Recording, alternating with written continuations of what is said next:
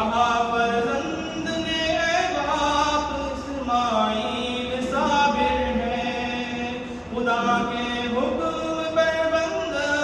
پہ تعمیر حاضر ہے، مگر رانکوں پر اپنی آپ پٹی باندھ لیجیے گا،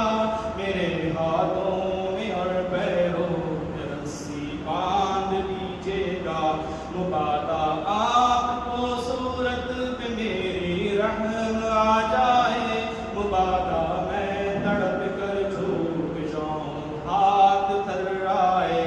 قصر کی بات سن کر باپ نے تعریف فرمائی، یہ رسی اور پٹی باندھنی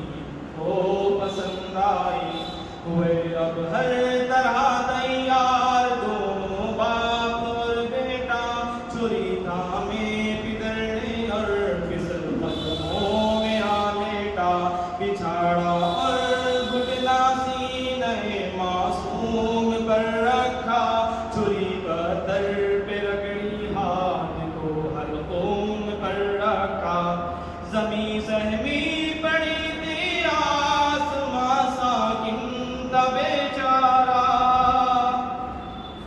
زمیں سہمی پڑی تھی آسماں ساکن تھا بیچارہ، نہ اس سے بیش کر دیکھا تھا حیرت کا یہ نظارہ، پدر تھا مطمئن بیٹے کے چہرے پر بحالی تھی، چھری حلقوم اسماعیل پر چلنے ہی والی تھی، مشیت کا مگر دریائے رحمت جوش میں آیا، کہ اسماعیل کا ایک رونگٹا کٹنے نہیں پایا، ہوئے جبریل نازل اور تھاما ہاتھ حضرت کا، کہا بس انتہا مقصود تھا ایثار جرت کا، اطاعت اور قربانی ہوئی منظور یزدانی،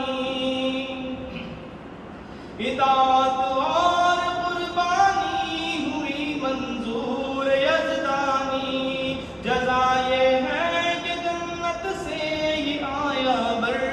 قربانی، ہمیشہ کے لیے اس خواب کا صادق سمجھ لیجیے، اسی برے کے عوض قربان کر دیجیے، مٹی قربانی انسان اسماعیل کے صدقے، مٹی قربانی انسان اسماعیل کے صدقے، حیات نو ملی ایمان کی تکمیل کے صدقے، خطاب اس دن سے اسماعیل نے پایا ذبیح اللہ، خدا نے آپ کے حق میں فرمایا ذبیح اللہ، ذبیح اللہ، ذبیح اللہ، ذبیح اللہ، ذبیح اللہ، ذبیح اللہ۔